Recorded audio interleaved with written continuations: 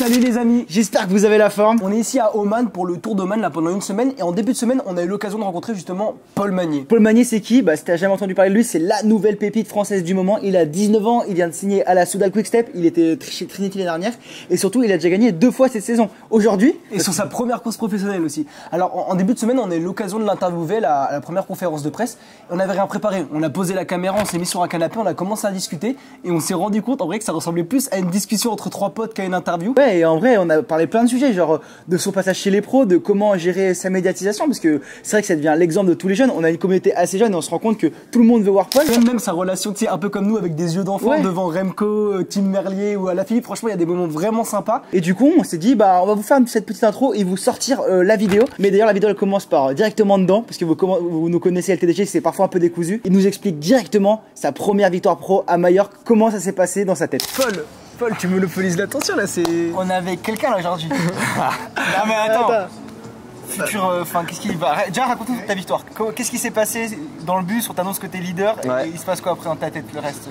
Du coup dans le bus on m'annonce que je suis leader. Là petit coup de pression. Après ça laisse pas trop le temps de réfléchir pendant la course. T'es dans la course donc tu penses pas trop à ça.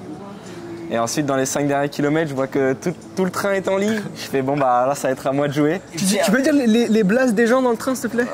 Du coup il y avait Mattia Cattaneo qui a fait un peu le job avant. Ensuite il y avait Pepijn et Leander qui étaient plus de la dévo, qui ont fait leur boulot dans les 5 derniers kilomètres. Et ensuite Gianni Moscon, Yves Lampart et Luc Lamperti. Et ça fait quoi quand tu vois des mecs comme ça rouler pour toi? Là tu te dis je peux que gagner. Franchement tu te dis c'est incroyable. J'ai pas le choix. Et virage à gauche, on est 1 et 2. Et là je me dis allez c'est à moi maintenant. Et là je fais le sprint. Je vois qu'il n'y a personne dans ma roue et là je fais putain yes. Petite question, c'était combien de watts la victoire sur un sprint comme ça? 1485 je crois. Il y a GCN qui a fait une vidéo, ils ont dit que mon power meter il était pas calibré. Je l'ai mal pris mais c'est pas grave. Quoi? Ils ont dit qu'il y avait une erreur. Paul Magnier surcoté. Surcoté par son capteur de puissance. Ouais, parce que à l'entraînement j'ai fait 1800 après. Ah ouais? Et tu pèses combien? 75 maintenant, je suis un peu plus loin. T'as pris du poids? Ouais, beaucoup de salles de sport? Ouais, muscu à bloc 3 fois par semaine. Qu'est-ce que ça change quand tu passes d'une équipe comme Trinity au niveau, je vais pas dire que c'était déjà pro, mais vraiment pro quoi, World Tour? Le niveau est franchement différent. Le lendemain à Majorque, il y avait un peu des montagnes. On va dire qu'en amateur et Conti, à la vitesse à laquelle j'allais, on était plus que 10 en haut. Mais là, on était encore 60 et mal au mental. J'ai battu tous mes records. Et on était encore 60. Ouais, c'est le niveau en fait, c'est que tout le monde est spécialisé dans un domaine. Tout le monde est spécialisé dans un domaine. Et bien toi, c'est quoi du coup ta spécialité? Parce que c'est vrai qu'en jeune, comme tu dis, on voit même les Isaac, Del Toro, tout ça, on en parlait. Vous marchez un peu partout parce que quand t'as du talent, t'as du talent. Mais du coup, chez les pros, ça te calme parce que tu tombes face à des mecs qui sont spécialisés dans un truc. Toi, si tu dois être spécialisé dans quelque chose, c'est quoi, le punch? Ouais, le punch, je pense. Le punch. Après le sprint, j'ai vu que j'avais une très bonne pointe de vitesse. Je le savais pas forcément avant. Après, c'est surtout. Personne ne le savait, c'est pour ça qu'on pendant le team camp et tout, j'ai fait des bons sprints avec Tim Merlier et tout ça. Tu l'as battu? Ouais, j'ai battu. T'as battu Merlier à l'entraînement? C'est le Tour de France cette année, c'est bon. J'espère un jour. Ouais, il m'a dit putain, j'ai mal dormir et tout, mais là, c'était top. Franchement, on s'entend super bien. Tu parles français, Tim? Ouais, Tim parle français. Et on a fait des lead-out et tout, c'était franchement incroyable, vraiment. En fait, j'ai l'impression que ce qui est cool de parler avec toi, c'est qu'on est de la même génération, et que tu vis un rêve éveillé, tu vois. En vrai, moi, avant de faire ça, j'aurais kiffé être pro, tu vois. Et là, je te vois comme ça, épanoui. Enfin, que t'as envie de dire à tous les jeunes là, qui franchement, ton âge ou un peu plus jeunes? Entraînez-vous, le travail paye toujours. Là, je vis un rêve maintenant et maintenant que j'ai gagné une fois, c'est sûr que ça donne envie de regagner. Donc, je continue de m'entraîner pour ça, on va dire. Est-ce que tu penses que entre guillemets, ta vie ou la vision que les gens avaient de toi a changé depuis que tu as gagné? Et je pense que j'en parle là parce que on est dans une interview de presse, on a mis que les têtes d'affiche du Tour d'Oman et t'étais dedans. Ouais, c'est vrai que même là, quand on m'a dit interview avant course, déjà un interview d'après course, c'est déjà, on va dire, flatteur, parce que ça veut dire que tu as fait un bon résultat, mais avant la course, c'est souvent les têtes d'affiche. Ouais, voilà, c'est ça. Ça te fait une pression? Là, je te sens très détendu, tu restes détendu, tu te prends pas? Ouais, non, je sais que je suis encore jeune, même à Majorque. Si je gagnais pas, c'était pas non plus la fin du monde, c'était ma première course. Donc, je sais que j'ai un peu tout le monde me regarde, mais je me mets pas la pression pour ça. Est-ce que là, tu en as conscience que du coup, la vision qu'on les. Nous, on le voit vraiment parce qu'on a un média, tu vois, il y a beaucoup de jeunes et tout sur les réseaux sociaux. Et je te jure que tu as pris une ampleur. Tout le monde nous demande de tes nouvelles. Ouais, on a demandé qu'est-ce que vous voulez voir Oman.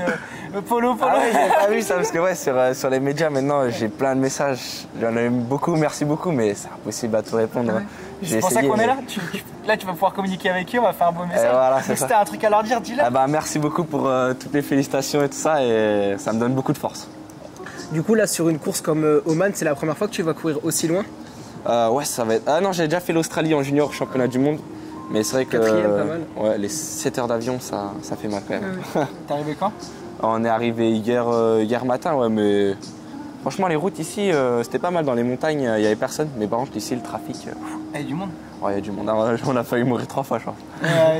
J'en parle, moi j'ai fait du vélo en Colombie. Ouais. Et je pense qu'en Colombie c'est encore pire, mais c'était le bordel. Tu frottes avec les voitures quoi. Parce que nous, il y avait Masnada qui était en stage altitude aussi, et il avait un scooter qui le suivait, parce qu'il a dit. Ah oui, j'ai vu, il a fait son stage. Faut qu'on aille lui parler à Flo.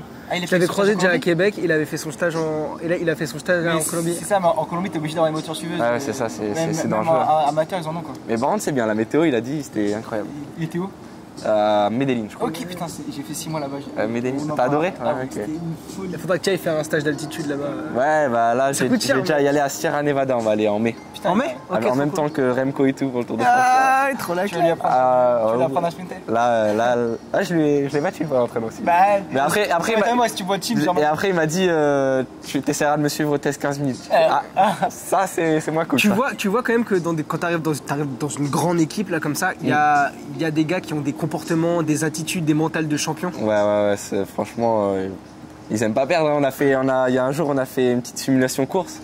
Remco, il avait mis la tenue de course, les surchaussures aéro et tout. Hein. C'était la vraie course. Il faisait 5 degrés, on était tous en cours. Qui a gagné? Remco. Il est vraiment fort. Il est trop fort. C'est qui le coureur qui t'impressionne le plus dans cette équipe? Franchement, Remco, c'est impressionnant. Il est fort partout et c'est un bon mec. Et il est sympa? Ouais, il est sympa. Il m'apprend beaucoup de choses. Il me dit, même avec les médias et tout, rester calme et tout. Parce que c'est vrai que par exemple, parfois quand tu replonges un peu, ils n'hésitent pas à te tabasser les médias. Donc, ouais, ça c'est hardcore. Faire attention. Hein. Ouais, là du coup, t'es entouré dans l'équipe ou c'est vraiment avec les autres coureurs qui vont t'apprendre à gérer cette pression médiatique? Ouais, surtout les autres coureurs. Ouais, par exemple, Julien. Lui, il a été quand même bien tabassé. Il m'a dit, maintenant, je regarde même plus. Parce que ça fait 2 ans, il se fait taper sur la gueule. Je trouve ça horrible. Et là, franchement. Surtout qu'au vélo, on sait que ça monte vite, mais ça redescend vite. Ouais, ça redescend très vite. En fait, moi, ce que je dis toujours, un peloton, t'as peut-être 150 coureurs et t'as qu'un seul mec qui gagne. Ouais, t'as qu'un seul mec qui gagne. Ça, c'est dur par rapport à d'autres sports où le tennis, c'est un contre un. Mais là, le tennis, t'as 50% de victoire dans ta vie. Au vélo, c'est fou. Puis c'est un sport en confrontation directe comme le tennis. Je veux dire, c'est pas comme. Tu vois, nous, on allait voir le ski, on en parlait tout à l'heure. Le ski, ils sont peut-être 70, il n'y a qu'un seul gagnant, mais je veux dire, c'est chacun qui fait son chrono. Chacun son chrono. Là, c'est vraiment en confrontation directe, même où il y a du contact, tu vois, comme le tennis ou comme le foot et tout. Et à la fin, il n'y a qu'un seul gagnant. Qu'un seul gagnant. Par exemple, un sprint, ça devient de plus en plus dur de gagner maintenant. C'est quoi ton mental? Parce qu'on voit les sprints qui sont. Enfin, ça va de plus en plus vite, ça frotte de plus en plus. Il y a de plus en plus de mecs bons. Comment tu te prépares à lancer un sprint, enfin, mentalement et physiquement? Ouais, franchement, quand je vois une ligne d'arrivée, quand même, ça me transcende un peu. Je me dis comme si c'était une pancarte. Ok, au village. Comme une pancarte au village. Et vu que je donne tout à l'entraînement, quand c'est une pancarte de village, je me dis, c'est pareil en course. C'est quoi? C'est une pancarte de village. Du coup, le mec, c'est pour t'enlever la pression? Ouais, c'est pour m'enlever la pression. Je me dis, c'est comme un entraînement, c'est comme une pancarte finalement. C'est juste, on est un peu plus. Et c'est qui le mec qui te fait le plus peur dans le peloton? Franchement, ils font tous peur, hein, ils sont tous très forts. Brian Cocard, il m'a l'air bien en forme aussi. Donc, on l'a vu tout à l'heure, il est déterminé. En plus, on débute. Faut juste qu'il lève les bras au moment. Oh non! Aïe. Là, j'étais content pour Tim Merlier. Ah oui, normal, il est dans ton équipe. Et ouais, dans mon équipe. Nous, t'es dégoûté pour ouais, c'est sûr. Mais bon, ça arrive. Ouais, ça arrive. Bon, trop cool. Ouais. Merci beaucoup. Mec. Bah, les gars. Et voilà les amis, c'est déjà la fin de cette petite discussion. J'espère que vous avez kiffé ce moment. Nous on a kiffé ce moment d'échange en tout cas. Vraiment, on s'est vraiment inspiré. Très cool, très naturel. Très chill. 3 potes, ouais. Un format podcast finalement, c'est trop stylé. Voilà, sinon n'oubliez pas de liker et de commenter la personne que vous voulez voir en interview comme ça avec nous en mode discussion. Et on se dit, ce format ça peut être un podcast en mode on s'assoit sur un canapé et on parle entre potes de Biclou. On ramène que des mecs un peu connus, tu vois, dans le monde du vélo, que des sportifs et tout. Et on se fait le petit format interview. Alors abonnez-vous et bisous les amis.